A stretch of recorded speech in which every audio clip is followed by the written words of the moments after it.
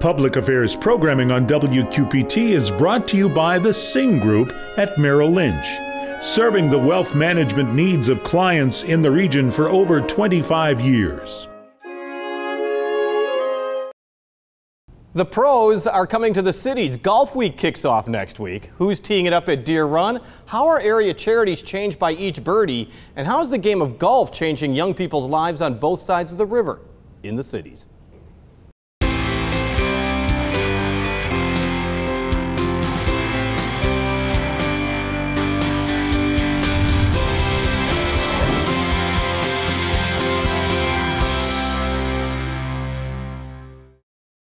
It's more than just a game. Just try to get a hotel room in the area next week. Just imagine local charities benefiting to the tune of millions of dollars. Just think of national exposure to our area, and just think of professional athletes making a name for themselves, often launching the next stage of their careers thanks to the PGA Tour's smallest host city.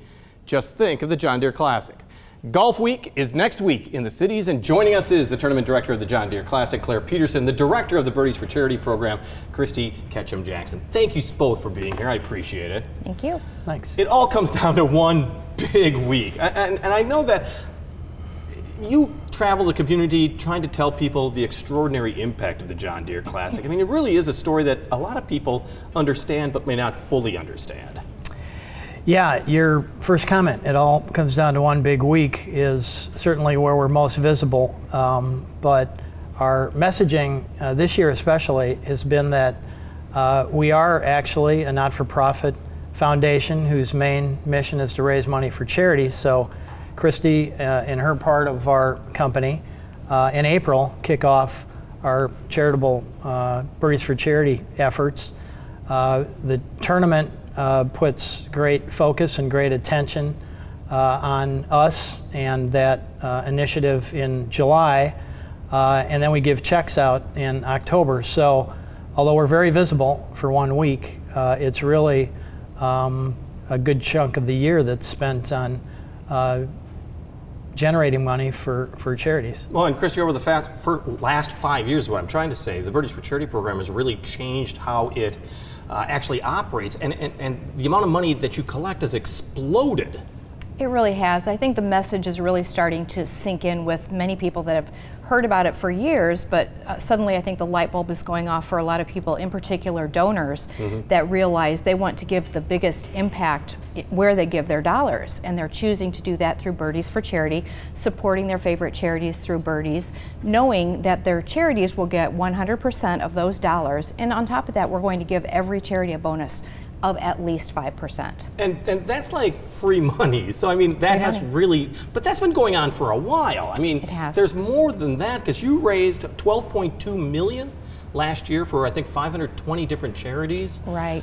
That's it used to be just $1 million or $2 million each year, and now we're up to 12 to 13 million. Right, and that's a good point. I can remember when it was $1 million, and it was $12 million last year. And what that means is great things. It shows that the program's been very successful. The John Deere Classic has been very successful in bringing charity dollars to the community. But on top of that, it also means to us that we've got to work a lot harder to figure out how do we fill that bonus pool to still be able to pay a bonus on $12 million, where we used to be paying a bonus on $1 million.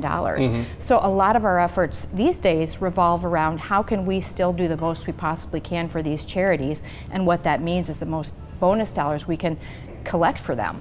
Well, and it really comes down also to the field of play and the guys that you have out there on the tournament. You got 7 former champions. I mean, it seems like some of these players really do want to come back. Yeah, we've been very fortunate with the players that have won our event over the years. It certainly generates a lot of excitement, a lot of affinity with those players as far as their interest to come back. Going backwards, Bryson DeChambeau last year created all kinds of excitement, has since gone on to do really terrific things. Ryan Moore before him, Brian Harmon, Jordan Spieth twice, Steve Sturka 3 times, Zach Johnson once, Kenny Perry, that takes us back 10 years to 08. So until they turn 50, which Kenny Perry has, for the most part, those players enjoy coming back. They have great memories and great feelings, and they are always talking about how people treat them here. and that's one of our kind of brand propositions as well. We in the Quad Cities kind of take it for granted that you treat people well. That's not necessarily the case all over the country, and the players remember what a great time they had here, and always look forward to coming back if they become our champion. Well, one of the biggest jobs that you have is to try to make this tournament more attractive and to try to find new talent. And you've been pretty successful at that. I mean, that's more than just luck. Well, we spend some time on it. We get 8 exemptions out of a 156-person field. 2 of those have to go to veterans, so that's easily done. But we have, for 10, 15 years, looked at that as an opportunity to identify a player that we think is going to be successful, that we think is our kind of person, well-rounded, appreciative, good grounded young man, and invest in them by giving them an exemption to come here with the hope that they remember that down the road. And we have a nice list of players that we've given exemptions to. They don't come back every year, but guys like Jason Day, we gave him his first spot. He came back 5 times. Matt Kuchar, Zach Johnson, Bill Haas. More recently, Justin Thomas, Jordan Spieth, Bryson DeChambeau in 2015. Aaron Wise, we gave a spot 2 years ago, and now he comes back as a PGA Tour winner. But they become household names now. And like you said, they get to remember, of all places, Silvis, Illinois, as the place that did it. More importantly, the John Deere Classic. You know, the memory for them of getting a start, and those exemptions are hard to come by, doesn't fade quickly. And again, once here, they experience what we just talked about before, the warmth in people being interested in them and thanking them for being here. They remember the golf course, which is one of the great venues on the PGA Tour. It really hasn't changed since it first opened in the year 2000. So all those things, you know, come into play, and when they can come back, for the most part, they do. There are some course changes, though, this year. The trained eye are the only ones that'll see them, and the trained eye probably be in the agronomy folks and those that have read a press release. There's a couple new pin positions on 15 and 16. They extended the green a little bit to where they could put a Sunday pin a little closer to the river. They've enlarged the teeing ground on number 16, so it doesn't get as worn out over the course of public play.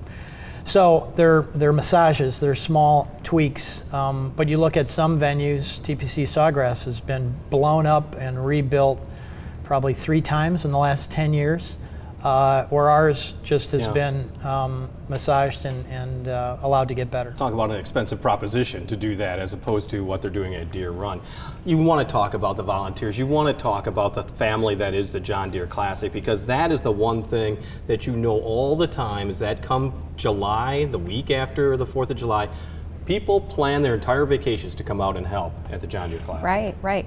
People plan their entire vacations to come out and help to the tune of about 1,800 people. And that's really what makes it possible for us to put on a successful John Deere Classic event.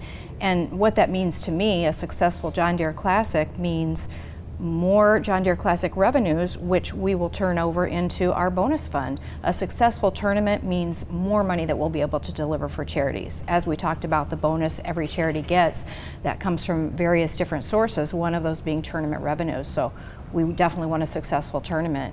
We've also got direct donations that fill that bonus pool, and a lot of great tournament-related activities that generate additional dollars for that bonus pool. It's all about that. Let's be honest, it's a regional impact as well, because the 500 charities are not just in the Quad Cities. Right. We definitely call it regional. I kind of answer the question to what charities are involved the same way I would answer what group of people would come to the tournament. People within a fairly close radius to the John Deere Classic that would probably travel to the tournament are the same group of charities that will participate. Heavily they're in the Quad Cities, but they're also in the surrounding communities. And Claire, I know you want, I mean, this is the little tournament that could. I mean, it just seems to be amazing. Most engaged community. Best social media activation you got awarded. Also, I'm sure that's something that touched you in the heart, is Volunteer of the Year last year. Yes, that was very touching. We had the tragic situation of Chuck Austin, a 26-year volunteer who was involved in a fatal accident. The PGA Tour, at the end of each season, for all 46 events, accepts nominations for a Volunteer of the Year. We nominated Chuck, telling his story. They were moved by it, not just because he was involved in an accident, but he has had a heck of a story to tell anyway, and they gave a $5,000 donation to his family, who had for many years a scholarship fund for Rock Island students. So that was very touching. We also got it recognized in 2016 as Tournament of the Year. Out of all 46 events, right, we were judged as the winner of the Oscar, if you will. Mm-hmm, mm-hmm. John Deere Classic will be just as exciting this year. I mean, you're looking forward to good things, good weather, of course? Always. Has it ever been anything else? No, I don't ever remember cool. that. Yeah, bring a sweater. Exactly. Northwest Absolutely. cooling breeze. Yes. Thank you so much. All right. Claire Peterson, Christy Ketchum, thank you so much for you. joining us. We appreciate it. Still ahead, getting your kids an opportunity to change their lives by learning the game of golf. But first, the 4th of July is over. The golf tournament is just ahead, but so are a lot of other events to kick off the start of July. Laura Adams has some ideas you might want to consider as you head out and about. This is Out and About for July 5th through 8th. Hi, I'm Laura Adams. Check out the 2nd annual Pullin' For You Tractor Pull at the Mississippi Valley Fairgrounds July 7th at 6. Or take in the Princeton Garden Walk at the Princeton Community Center in Princeton, Iowa on the 7th. Enjoy a walk by the river and the beautiful gardens. The 32nd annual Original Super Chevy Show is back at the Cordova International Raceway on the 7th. And dazzling dance and beautiful music are on tap at the Quad City Music Guild's production of A Chorus Line through the 14th. The second Sunday Summer Concert Series at Pearl City Station in Muscatine takes place July 8th at 6, featuring the Goosetown String Band. Or come listen to Amazing Blues when the Mississippi Blues Festival takes over LeClaire Park July 6th through 7th. The band The Merchants will be at Mercado on 5th in Moline July 6th. Nathan and the Zydeco Cha-Chas with Seesaw perform at Wiley Park in Galva July 8th. Viva La Divas perform at the Circa 21 Speakeasy July 6th in downtown Rock Island, while Genesius Guild presents Aeschylus Prometheus Bound at the Lincoln Park Theater in Rock Island through the 8th. The Bridges of Madison County, the musical based on the book and movie of the same name, continue at Circa 21, while the Moline Center Summer Concert Series at Bass Street Landing features the Blackstones on the 7th. For more information, visit WQPT.org.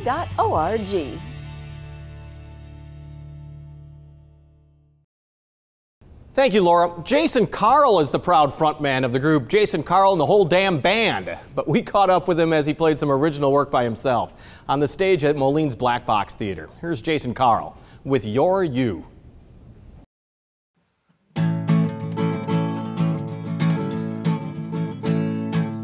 She got her position by working certain angles, and you let that knowledge strangle up your mind.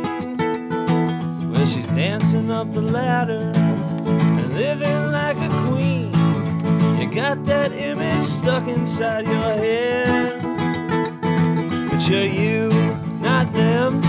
That's the beauty of it all. You don't have to give a damn what they think, 'cause you're you, not them.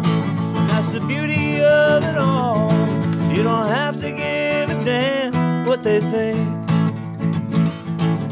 They all think you're going to hell, but you don't really care. You might as well go out with a bang. And they all say you're crazy, but you don't seem to mind. Crazy is thinking that you're sane. And you're you, not them. And that's the beauty of it all. You don't have to give a damn what they think. No, 'cause you're you, not them. And that's the beauty of it all. You don't have to give a damn what they think. I try to live my life the best way I can. Worry about tomorrow when it's here. I'm trying to improve every way I can, but I'm not dying to live my life in fear. No, Johnny, he tried to walk the line, and Mama, she tried to quit. while you're trying to squeeze the most out of life. 'Cause you're you, not them. That's the beauty of it all. You don't have to give a damn what they think. Well, you're you, not them. And that's the beauty of it all. You don't have to give a damn what they think. No, 'cause you're you, not them. And that's the beauty of it all. You don't have to give a damn what they think.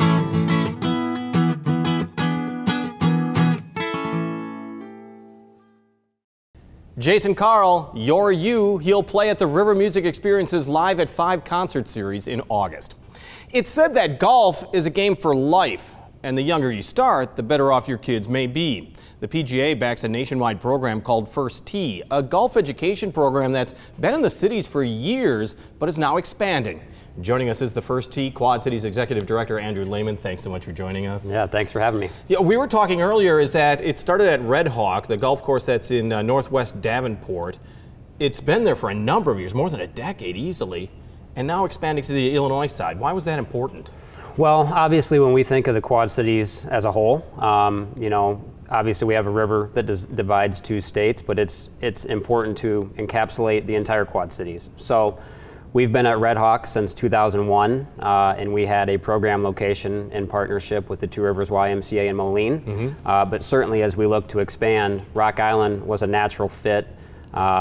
Certainly we had the Highland Springs Golf Course, and really with the investment and the help of the city of Rock Island, we were able to add a short course into their driving range over there to really kickstart that program. So what can the kids on the Illinois Quad Cities expect? I mean, what is available for them at Highland Springs? So obviously this is our first year of getting that program off the ground, but our goal is to mirror everything that we have over at Red Hawk and serve about 500 kids in the near future at Highland Springs. Currently we're serving the public of Rock Island, or on the Illinois side there. We are serving the Parks and Rec kids through the city of Rock Island, and then also the Martin Luther King Jr. Center kids are getting exposure to the game of golf through First Tee programming at Highland Springs. And as we said at the beginning, the game of golf is more than just the game of golf. A lot of people just think it's like, critics will say it's just hitting a little white ball around. But some of the things that you guys teach is 9 healthy habits, physical, emotional, social, 9 core values like honesty, confidence, courtesy, integrity, perseverance. I mean, that really is everything that a good golfer should be and a good person should be. Correct. And obviously, you know, we're not trying to mold the next Jordan Spieth by any means through First Tee programming. We're really trying to mold the next young person into a great young man or young woman, and really give them the life skills that are necessary, you know, as you get older and move into society, the things that would really help you along in your life journey. Because golf is very much an individual sport, but it can also be very much a team sport. I mean, you got to get along with other people. Absolutely. And you look at some of these PGA programs, there's the junior league programs that are out there now where you're taking, basically it's golf like Little League. And you know, really when we think of First Tee programming, all these kids that come from different backgrounds or socioeconomic statuses and really come together, form friendships, learn a little bit about golf along the way, and then, you know, certainly learn those 9 core values that they're going to take with them for the rest of their lives. Because there are so many sports that you play, and then maybe once you get into your late 20s, early 30s, you can't play them as well competitively, Correct. Obviously. That's why they say golf is pretty much a game for life, is it not? It is. And you think, you know, you could play golf with a 6-year-old and you can play golf with an 85-year-old or even higher than that. And it's, you know, it's a game for life. It's, you think of, you get out for an 18-hole round of golf with friends, or if you're going to use it as a business or business venture, you're getting to spend 4 or 5 hours with people and really form friendships or relationships that are going to go forward. And you can really tell a lot about somebody on the golf course, how they control their emotions, how they behave, how they hopefully use the 9 core values, you know, and you really learn a lot about somebody on the golf course. The First Tee program doesn't just exist at the golf courses and that you come to them. It's been really important for you guys, to get out into some of these schools and expose kids to a sport that they may not even care about. Yeah, that's absolutely correct. We're serving just over 26,000 kids at local elementary schools. You know, they get a chance to go through a very short simulated version. Say that number again. 26,000 I mean, plus. that's just amazing. Yeah. That's an incredible impact. Yeah, and they're getting a simulated version of what first tee programming would be in the PE class in a 1-week setting. So, you know, certainly as we look to grow our numbers, we want to be serving over 1,000 kids here in the next 2 years at all 3 of our locations, and we're closing in on that quickly. But it's really giving those kids a taste of what first tee programming is. Some of them who've never held a golf club in their life, and it's really cool because they use larger golf clubs, they use a tennis ball type golf ball, and they're hitting it at snag targets.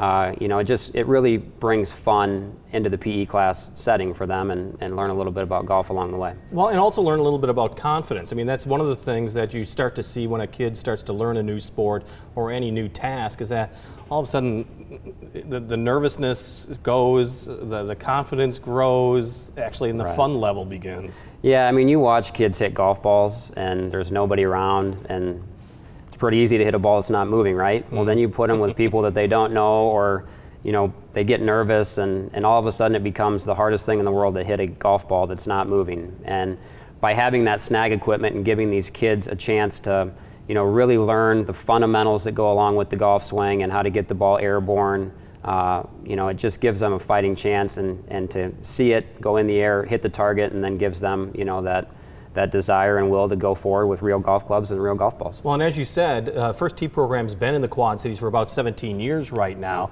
but now Deere & Company is getting far more involved in it, is it not? And really helping make it more vibrant. Yeah, they really stepped forward in 2013, and that's where my role with the tournament, I'm pretty much on leave from the tournament to help the First Tee program run. Certainly the PGA Tour has a vested interest in the First Tee and growing the game of golf. The tournament has a vested interest in growing the game of golf. Deere & Company certainly has a vested interest in growing the game of golf. So they run 2 contests right now, 2 programs that they're really involved in. They really give a lot of support back to the Quad City market in our chapter, the Des Moines chapter, and the Raleigh chapter in North Carolina, because they do business in those communities. But we're going to have 3 scholarship winners here that are going to get a $5,000 scholarship to college. They've won an essay contest at the national level, and we're going to invite them in during tournament week on Tuesday to be part of our Lunch and Learn event out at the golf course, which is a fundraiser for us. And then they are going to have, you know, just this wonderful experience while they're in town. They're going to be at the Pro-Am Pairings Party on Monday.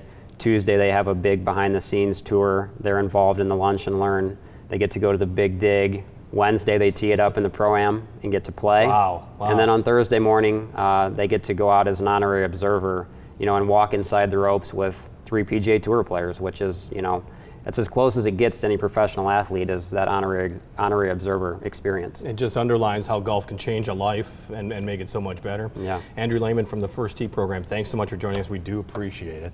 WQPT is doing its part to support the military men and women in the cities who are serving our nation. We call it Embracing the Military, and the Army MWR is sponsoring a bus trip to Taste of Chicago for military men and women. It's coming up July 14th. The bus leaves the Quad Cities 6:30 that morning.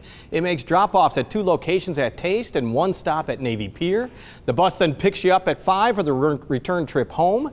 So you're not going to be stranded. It's just $41 per person. Entry to Taste of Chicago is free. You can reserve your seats right now by contacting the MWR office before those seats are taken. On the air, on the radio, on the web, and on your mobile device, thanks for taking some time to join us. We talk about the issues on the cities.